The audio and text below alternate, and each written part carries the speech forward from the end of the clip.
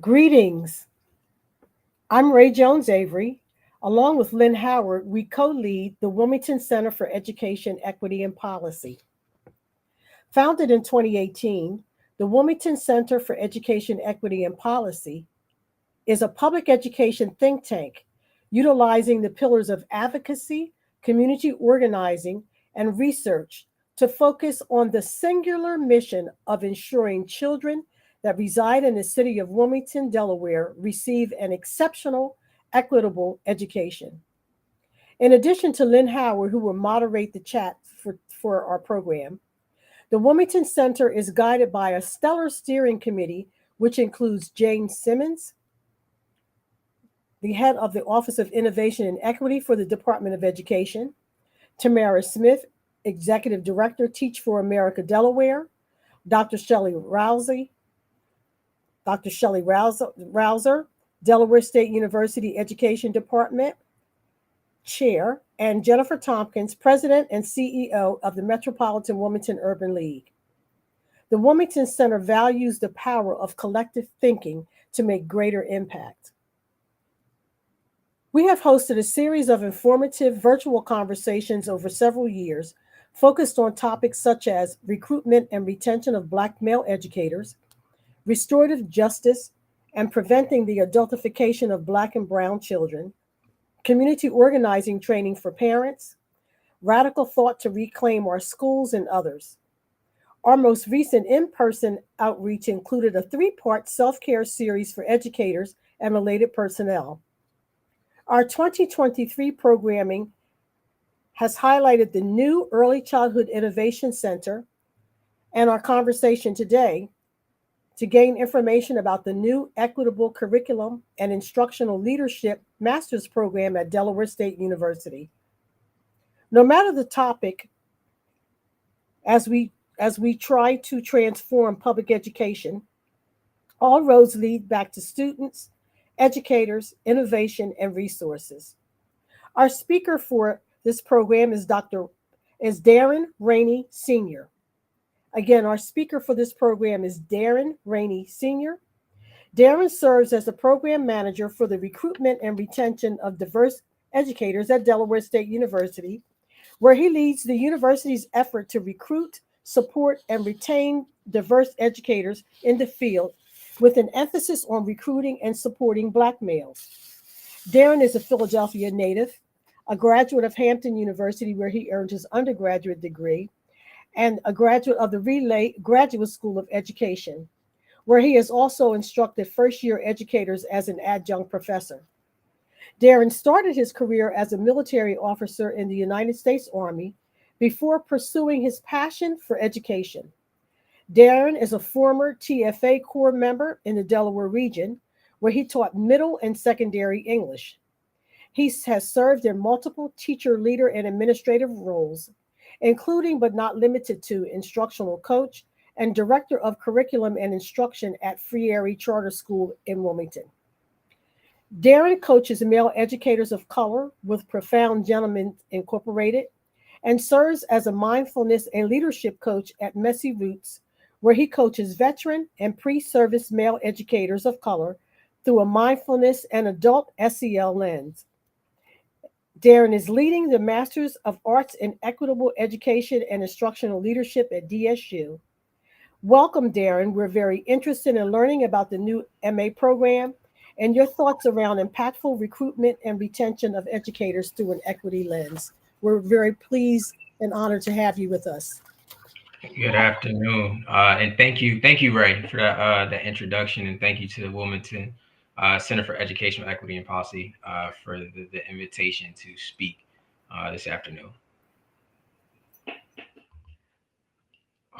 So again, my name is Darren Rainey. I'm the program manager for recruiting and retaining diverse educators at Delaware State University, and I am also the program coordinator for the new Master of Arts in Equitable Curriculum and Instructional Leadership. I also have the privilege and honor of leading the work at Delaware State University to rebuild the Black teacher pipeline with an emphasis on bringing more Black males into the profession.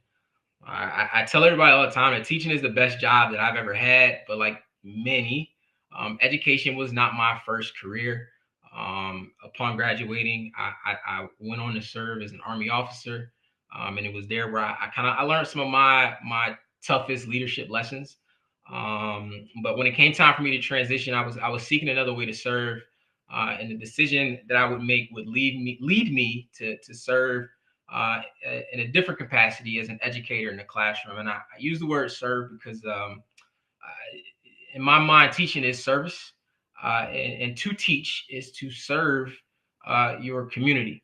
Um, I recognized very quickly that the same way that poor leadership in the military can very quickly equate to a loss of life, poor leadership in schools and in classrooms can have just as severe as impact on our students, particularly on Black and Brown students. And I think back to the educators who had such a profound impact on my life.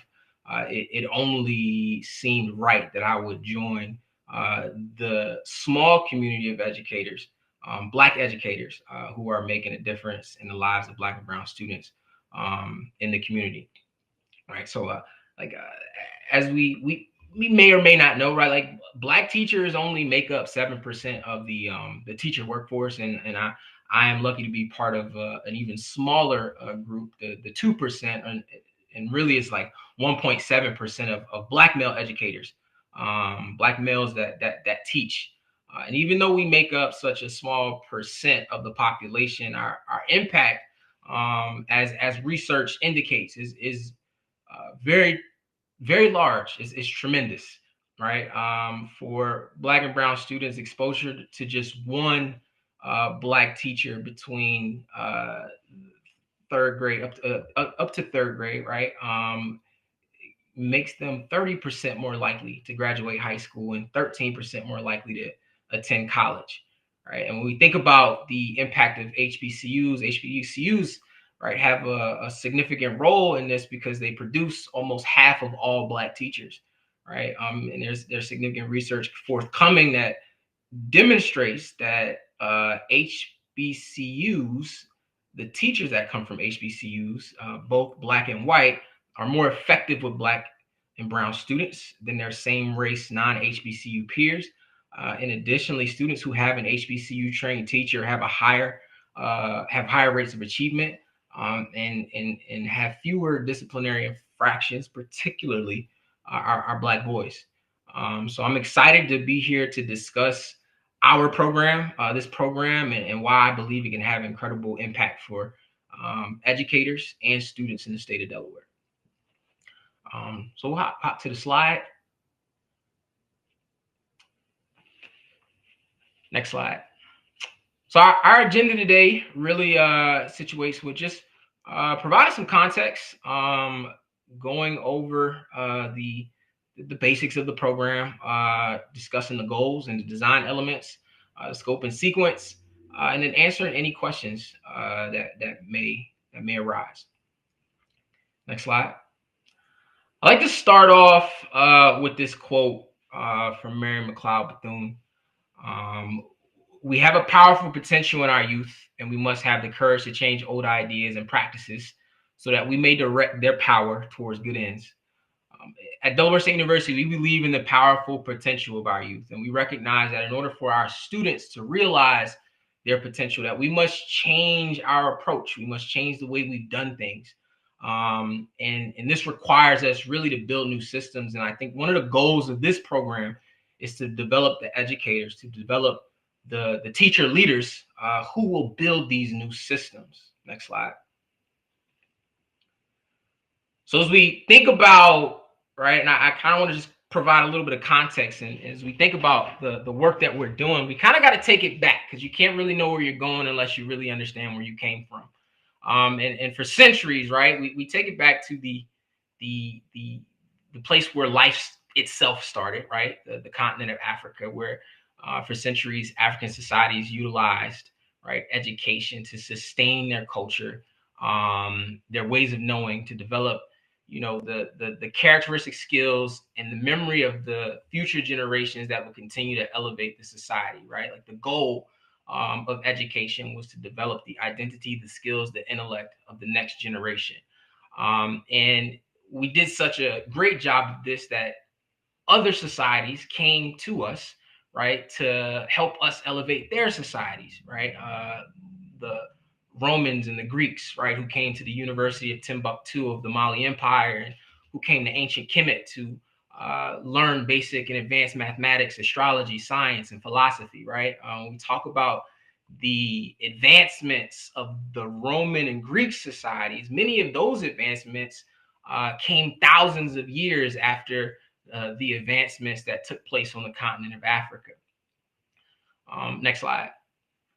Even as we bring it to the shores of the United States, right? Education was more than just the acquisition of individual skills, but it was more deeply tied to human transformation, particularly for people who were in bondage at a time. To pursue education was equivalent to pursuing freedom, right? Education and the acquisition of knowledge was so deeply tied to one's own self-liberation, not just of the mind, but also of the body, right? It was the internal shifts that bring a person in alignment with their highest potential self, right? Jarvis Givens in his new book, Fugitive Pedagogy, talked about, right, what literacy education meant for African Americans. And he hits on the fact that it wasn't just this individualistic endeavor, but a communal one, right, where Black families viewed literacy as an inheritance that is passed on to strengthen future generations, and that gave them opportunities in what was a hostile environment.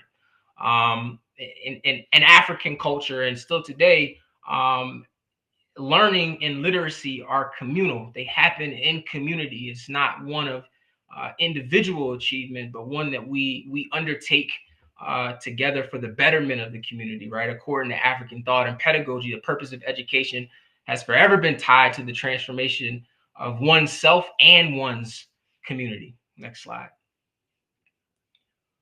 So I want to situate us in some current data, right? And really sit with today's context to understand where we are today. We talked about where we came from. I want to talk about where we are, and then we'll focus on where we're going, right?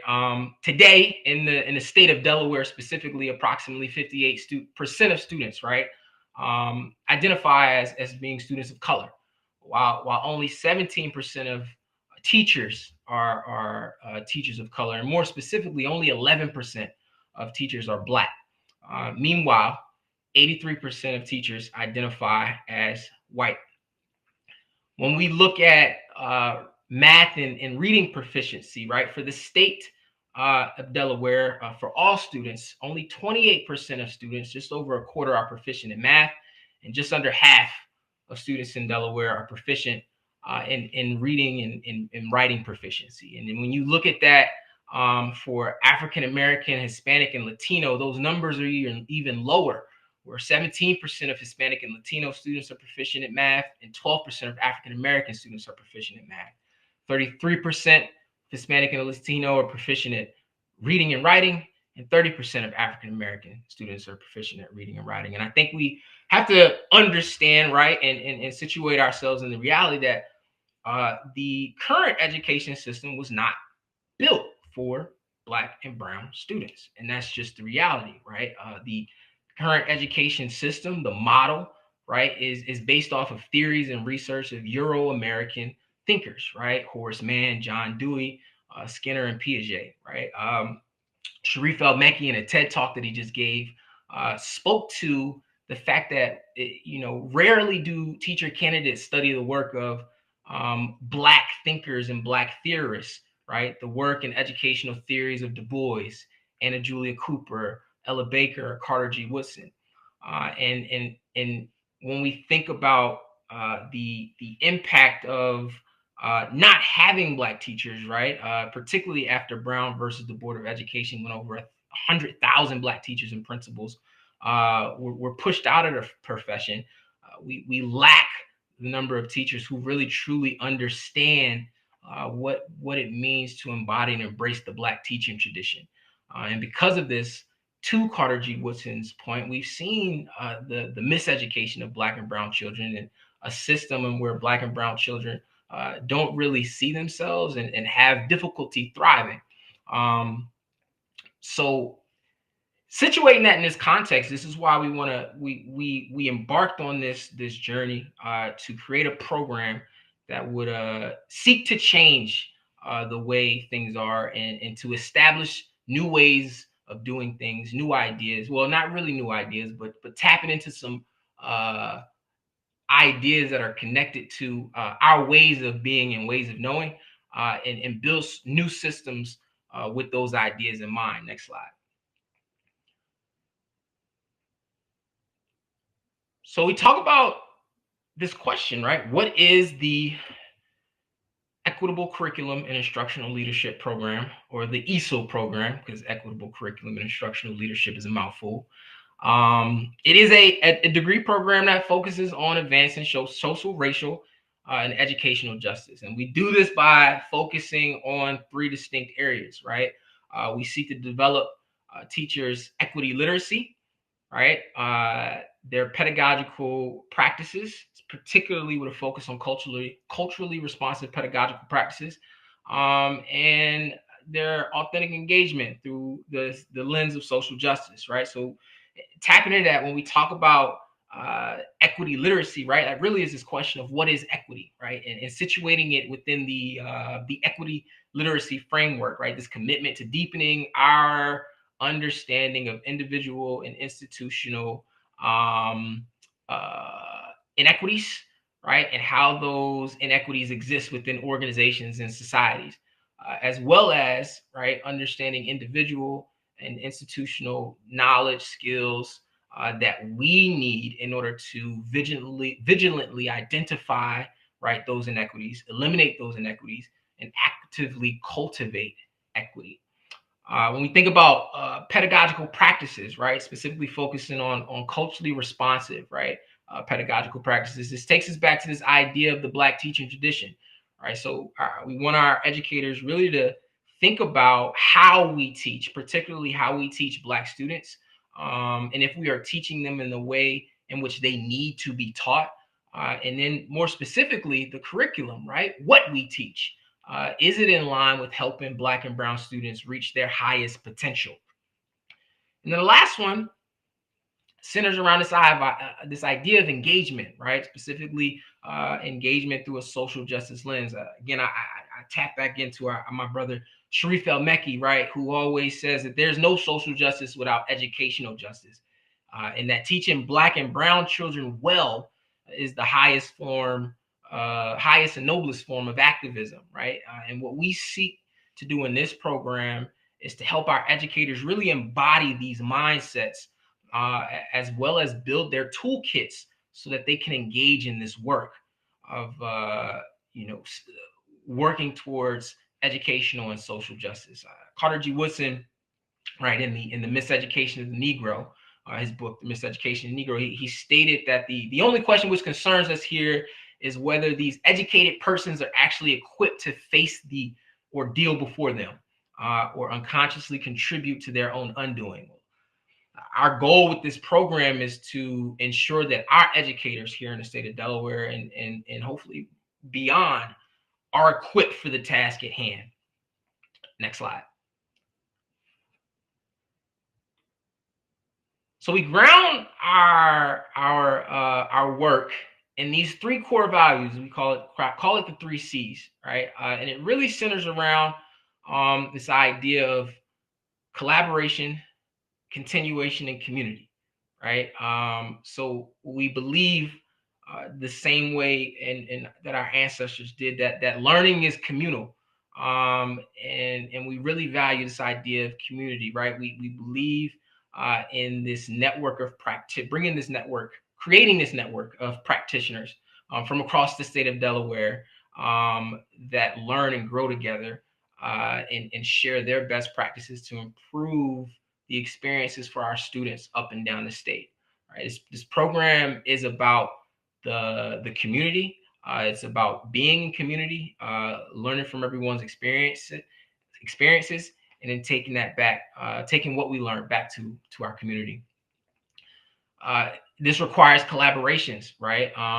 It requires educators to bring their experience and expertise to the learning community, both their successes as well as their challenges that are relevant to their teaching context, so that we can learn, grow, and build off of that.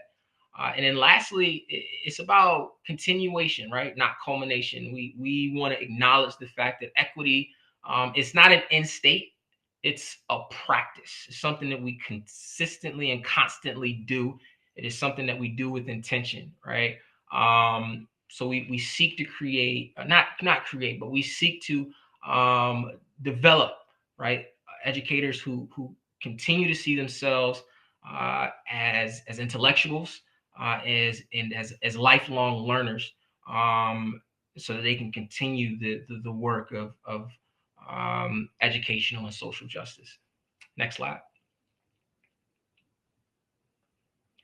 So as we look at the program goals and designs, right, we really situate this within 4 goals of the program and what we want our educators to leave our program being able to do, right? We want our candidates to leave us being able to engage and facilitate conversations about race and equity, right? Developing their capacity to establish the learning environments that will reach a diverse set of students through culturally responsive and anti-racist curricula. They'll do this through scenario-based instructions, right? Instruction and our candidates really get the opportunity to interrogate the most current theories around equity, culturally relevant pedagogy, and systems change, all while applying their skills in designing curriculum, addressing student social, emotional, and behavioral wellness, cultivating change at the school and systems level,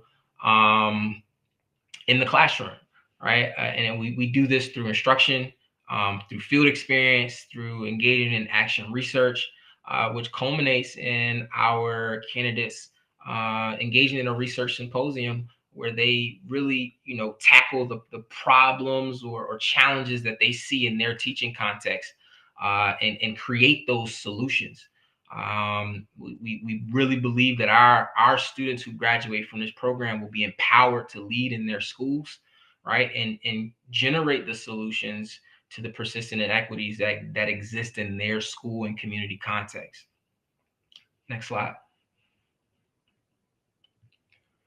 So when we think of the essential questions that undergird this program, it really starts with this question of who are we, and understanding who we are as individuals, right, as well as where we come from, understanding our story, and creating this collective vision for where we want to go, right. So our educators in this program will grapple with some questions that really get deep down to the core of themselves, right? Really building that self-awareness. So thinking about who am I, right?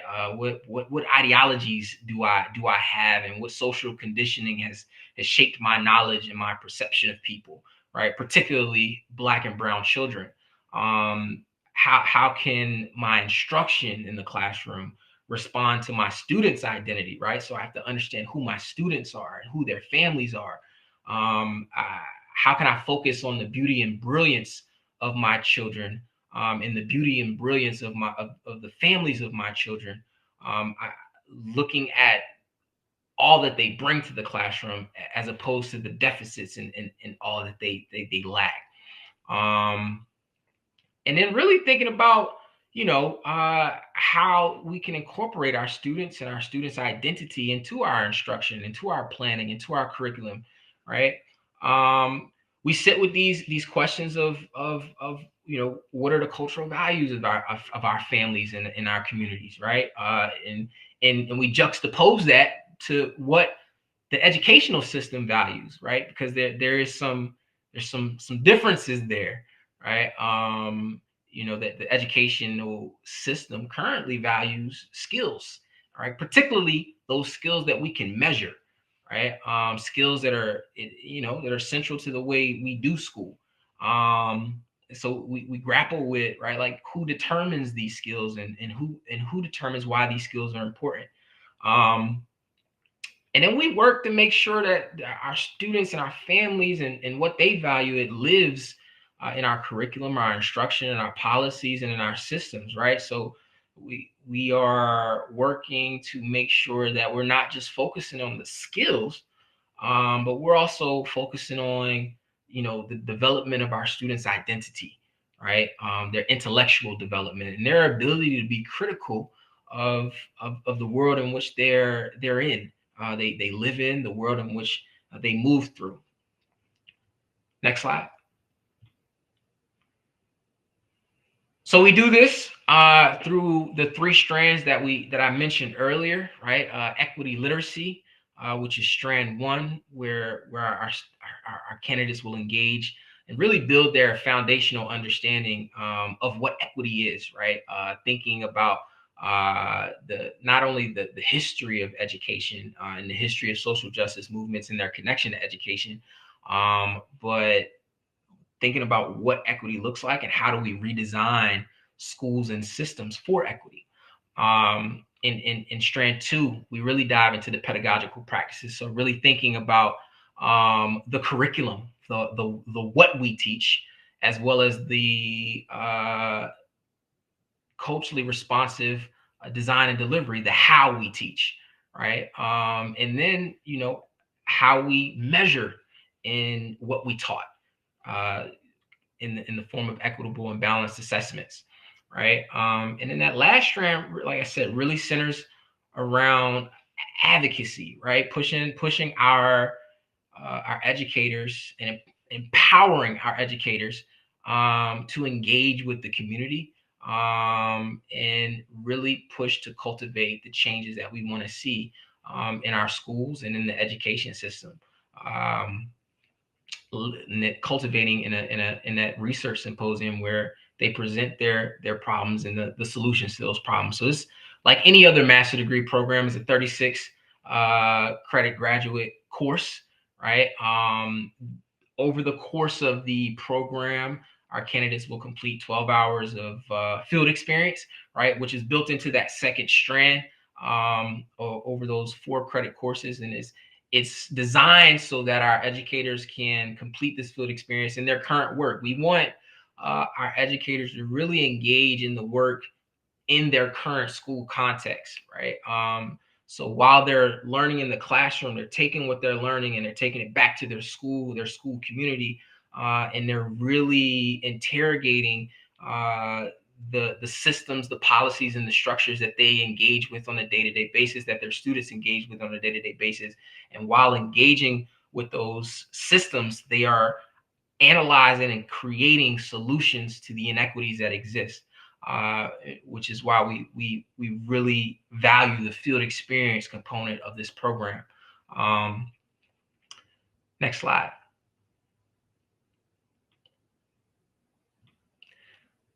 When we think about the framework of the program, it was designed with teachers in mind.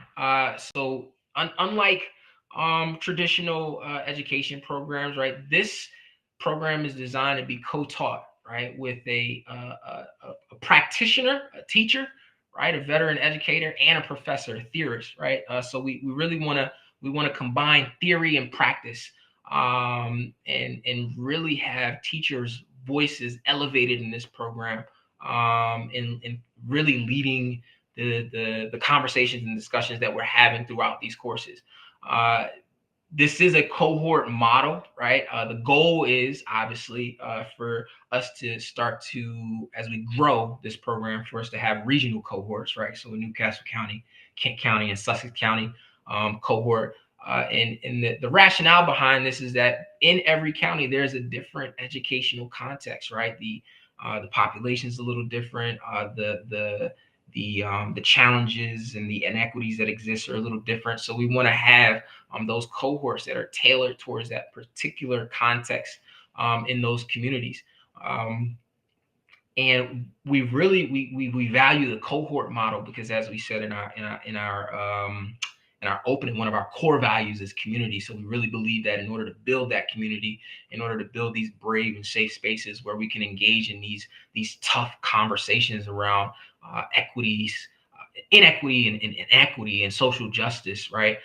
We have to have a space that is safe where our educators feel confident to be able to have these tough dialogues in order to get to the root causes of these inequities to create real systemic solutions. Mention a little bit about the field experience and the capstone as well, which is the research symposium. And with this program, we want to honor that our educators, right, the hard work that they're already doing. So this is a hybrid program that combines the online with face-to-face learning, as well as these residency kind of retreats that we have incorporated to really bring our educators together, both within their cohorts and more broadly with other cohorts that will be going through the program at the same time. Next slide. So as we talk about the requirements, right, for this program, it really follows the general admissions requirements for the graduate school at Delaware State University. Obviously, an earned baccalaureate degree, right? Preferred in education, but an allied field, right? It will do with a minimum GPA of 3.0. We prefer you have a certification or a license, but it is not required. But one of the things we make very clear is that if you don't have your license or your teaching certification, this program does not certify you to be a teacher. So this is not a certifying program or a program that leads to a teacher certification. That's one of the things we just want to make very, very clear. As with the regular admissions requirements, right? Your resume and your statement of philosophy of teacher and learning, as well as letters of recommendation. We really are looking for educators who are seeking to make change in their schools and in their school communities. We are seeking educators who are dedicated to realizing social and educational justice and who really want to be at the forefront of that work to join this program. Next slide. You can skip that slide. Next slide. Next slide. So where we are currently in the timeline, the application for this program is open now up until April. We will be doing the application decisions between middle of April. That date is wrong.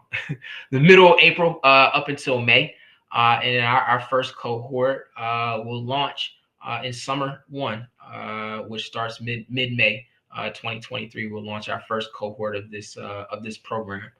So we're really excited to really get educators from across the state in this program, particularly our educators in Wilmington, in Newcastle County, and we are looking really to launch this first cohort for the ECIL program and begin this work towards really realizing educational justice in the city of Wilmington, in Newcastle County and beyond in the state of Delaware. And now I think we're going to get to the question and answer portion of the program. I appreciate your time in really being able to share information about this program and what we offer. Like I said, we're looking for educators who are seeking to redesign their school in the education system for equity. If you want to enhance your knowledge of curriculum and instruction, refine your skills in culturally responsive and anti-racist pedagogy and practices, and really influence equitable classroom practices, this program is for you. We are seeking to build new systems, and we're looking for the educators, the leaders who want to take on the task of making that a reality. Thank you very much, Darren, for the very valuable, thought-provoking, and frankly, in some ways, distressing information that that you've provided us today. This discussion of equitable curriculum and instructional leadership is at the forefront of education today, and really particularly so given the attack in some quarters about teaching that is inclusive. So we really commend Delaware State University and you for taking the lead in developing this master's degree program to prepare education professionals. So we join you in encouraging educators, whether you've been in the field for 2 years or 25 years, to take advantage of this opportunity to secure your first, your second, or your third master's, and add this valuable learning to your portfolio. So we're going to have a conversation. I asked a few questions, and we had some questions in the chat, and after that, I'll conclude the program. So tell us, this is a bold move by Delaware State University. Why did you decide to move in the direction of developing this particular master's program? I think one of the things that really pushed us to develop this program was really thinking about how do we provide opportunities for growth and development for our teachers and teacher leaders, right? When we think about education, there oftentimes seems to be only one path of advancement or growth within education, and that is to become a school administrator, principal, or to move up in a district office. So we wanted to provide an opportunity that really spoke to teachers and provided a pathway for teacher leaders, right, who can step into spaces and have conversations about curriculum and instruction and what teacher development and teacher growth looks like. And when we think about who really has the power within education and within the education system, that power really truly lies in the hands of our educators, our teachers. So we wanted to ensure that they had the tools, the resources, the skills, and the knowledge to be able to, adequately leverage their power to get the outcomes that we desire and that we need for our children, particularly our Black and Brown children in our communities. So do you think I like that concept of teacher power? And I guess it's I wonder if teachers actually understand the power that they have and can have. But so do you think your target audience, your program is better designed for the young teacher, someone early into the profession, or would a tenured teacher, I said 25 years, but would a tenured teacher also benefit from your discussion, your program? Yeah, absolutely. I think so. To both. I think is both. And I think this is a program that can provide insight both for our younger generation of teachers, our newer teachers who are entering the profession, as well as educators who have been in the profession for a very very long time, right? The goal is for us to really look at different perspectives of how we can approach education, and when I mentioned this idea of building new systems, right? Like I think that requires voices at all spectrums of the teacher profession, both our new educators who are just coming out of the school system, right? And our more veteran educators who have been in the school system on the teacher side for some time, right? And it gets to our kind of one of our core values of community, right? Being in community with our young people and our elders, right? To really tackle what it is that we need to do and what we want to see for the future generations. I think is very imperative, and that's something that we hope to be able to cultivate with this program. Okay, so we hear a lot on the news about the teacher shortage, and we read in the literature and in publications, and not just in Delaware, across the country. So how do we address that? How do we address the current teacher shortage and get our young people to see themselves as potential educators? Yeah, when we talk about the teacher shortage, it's twofold, right? So on one side, it's a recruitment issue, but I think on the other side, more and arguably more importantly, it's a retention issue, right? It's it's not as difficult to get teachers into the classroom. But it's very difficult to keep them. And I think one of the things we have to acknowledge is that the education system it favors the dominant culture, right? So oftentimes when Black and brown educators come into the education system, they have to deal with microaggressions or organizational culture that doesn't really make them feel like they belong, or like they're included, or their culture, their experience is honored, right? Particularly for teachers, the same way students don't see themselves in the curriculum, right? Teachers don't see themselves in the curriculum. And then to take it a step further, there are times when our Black and brown educators, their voices aren't being listened to or taken seriously when we put forth recommendations and best practices for how to engage with our Black and brown students. So from a retention side, right, I think the most important thing that we can do is rethink how we approach education from an organizational, cultural standpoint to retain Black and brown educators in the classroom. And then those Black and brown educators can then create experiences to where those Black and brown students will then want to come into the classroom, because we have to inspire our students to want to be teachers, right? If our students are coming into spaces that are not safe, are coming into spaces where they don't see themselves, right, it's less likely that they will want to come back to that space once they leave. So thinking very creatively about how we inspire the next generation of students to become educators, how we communicate about the education profession, right? I say sometimes we as educators are not really good at speaking to the joys of teaching, right? We hear a lot about the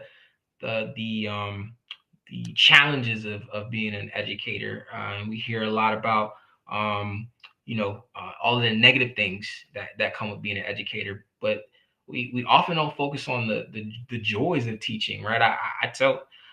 I've served in the military. I've had some tough jobs, and teaching is the best job I've ever had, but it's also the hardest job I've ever had, right? I think we need more educators that talk about how great teaching is, how much fun they have, the impact that you can have in education, and what it feels like to see your students go off and do great things, and know that you had a hand in that. I think that's one of those conversations that we really need to reshape, and particularly for Black and brown students, Black and brown people, right? We have a really deep heritage in education, right?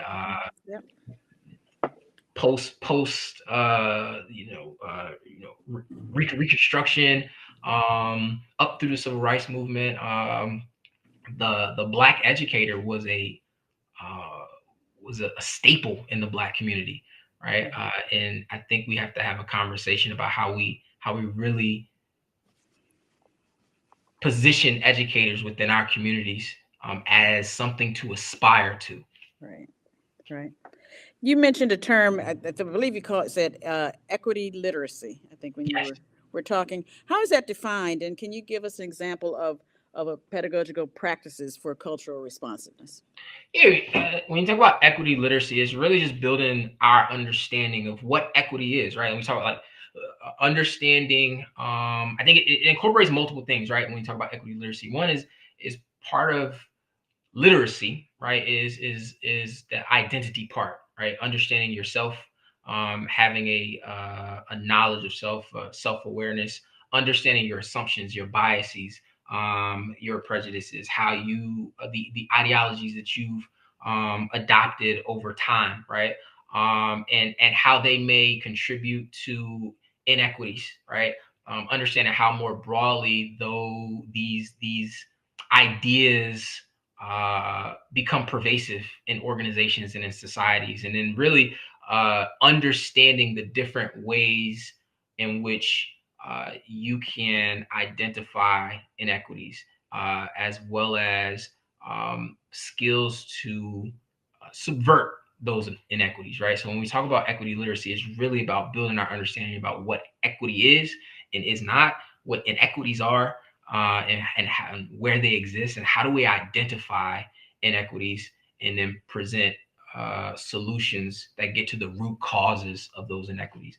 And then when we think about pedagogical practices for culturally responsive, right, it really centers around those teacher moves, strategies, skills that support a diverse population of students, right?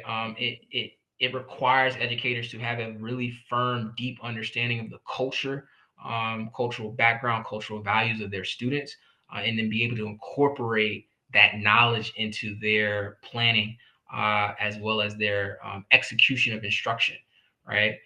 So we think about we think about how do we incorporate anti-racist practices, and what does anti-racist curriculum look like? How do we bring the identities of our students into our curriculum? How do we help our students see themselves?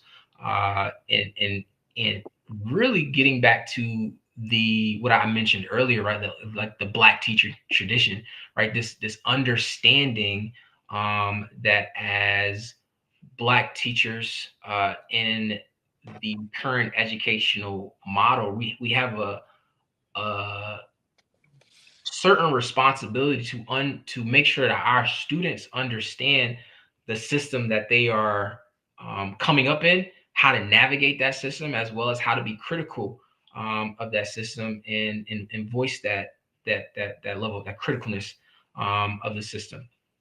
Are you in your program anywhere addressing the whole issue of self-care for educators? Yes. So in our second strand, we have a course on social emotional and behavioral wellness, restorative practices for social emotional behavioral wellness, right? And one of the key parts of that course, right, is for educators to develop the tools, the skills to take care of their own social emotional behavioral wellness, because we can't help our students Right. have social emotional and behavioral wellness if we as educators don't have social emotional and behavioral wellness, right? So that is a part of the program. Okay. We had a question in the chat, Darren, about how you're getting this information out to the community. You know, we at the Wilmington Center are certainly going to help you promote it, but how will people learn about the new master's program? Yeah, absolutely. So our School of Graduate Studies is in the process of reaching out to schools and HR leaders around the district to share this program. I myself, I've started going out to schools and meeting with different districts to share this program as well, and we'll continue to do so up and through the application process, or the admissions process, and really share the value that we see in this program, and why we believe that this program could be very beneficial for educators across the state. So I'll be getting out on the road and into schools to talk about this.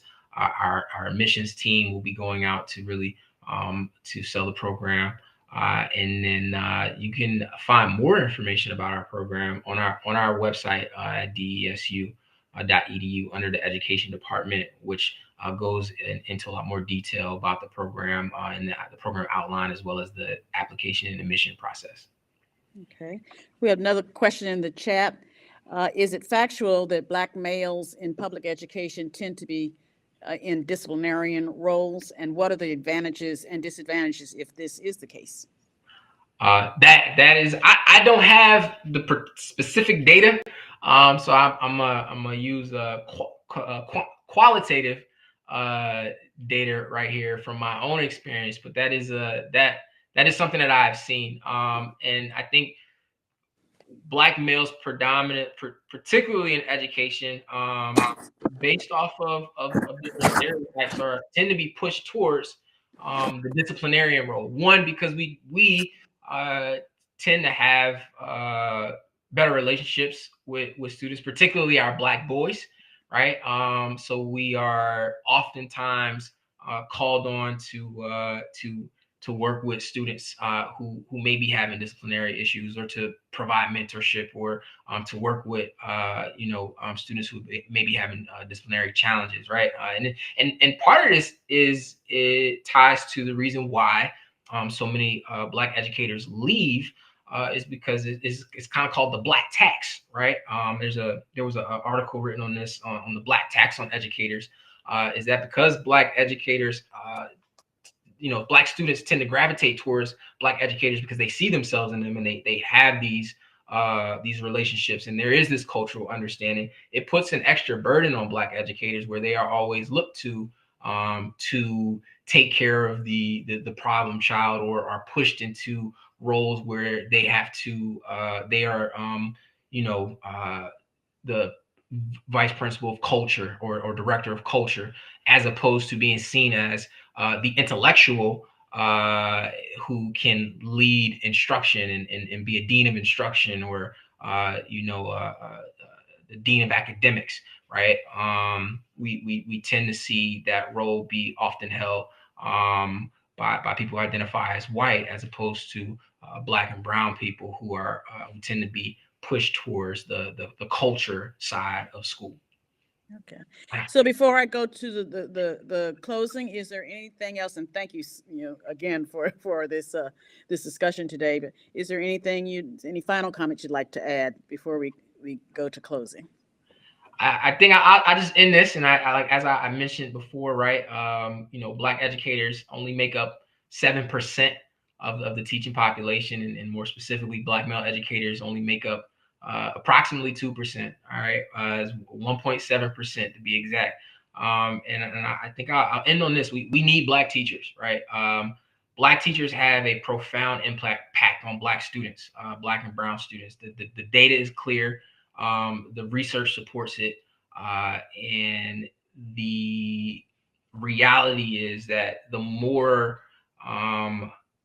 Black and brown teachers that we can get in front of our Black and brown students, the more we can really begin to change some of the dynamics that we see in our community, and we have to see this as a very important issue within our community, that we need to tackle, about how do we get more Black and brown teachers in front of our Black and brown students. So I say that to all of the parents and families, all of the community members, right?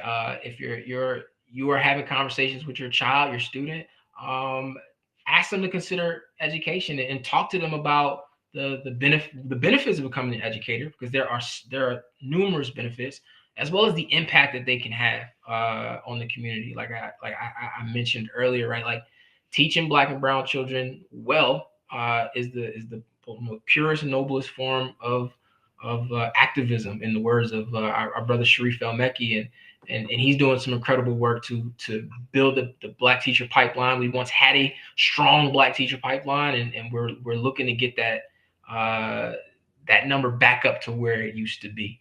And we need as much support from our community as we can to do that. So thank you. Well, thank you so much, Darren, and thank you to all of you who have joined us today. So the Wilmington Center for Education, Equity, and Policy will continue to bring you conversations around issues that are timely and critical concern to all of us who want to support and enhance our education professionals, and by extension, support and enhance the learning that our students are receiving.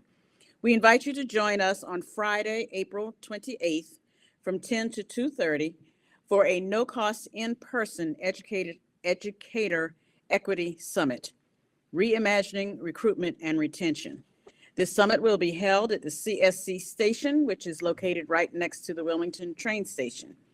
We'll be bringing in national and regional content experts who will address the issue of recruitment and retention through an equity lens. We'll be talking about incentive programs that can assist in the retention of educators, the benefits of affinity groups among educators, among other topics. So if you are a school leader, an education HR professional, a school board member, a parent, an elected official, a district official, or a citizen interested in diversity and inclusion in our classroom professionals, we invite you to join us on April 28th. So watch for our social media postings on Facebook and Instagram in the next weeks for registration information.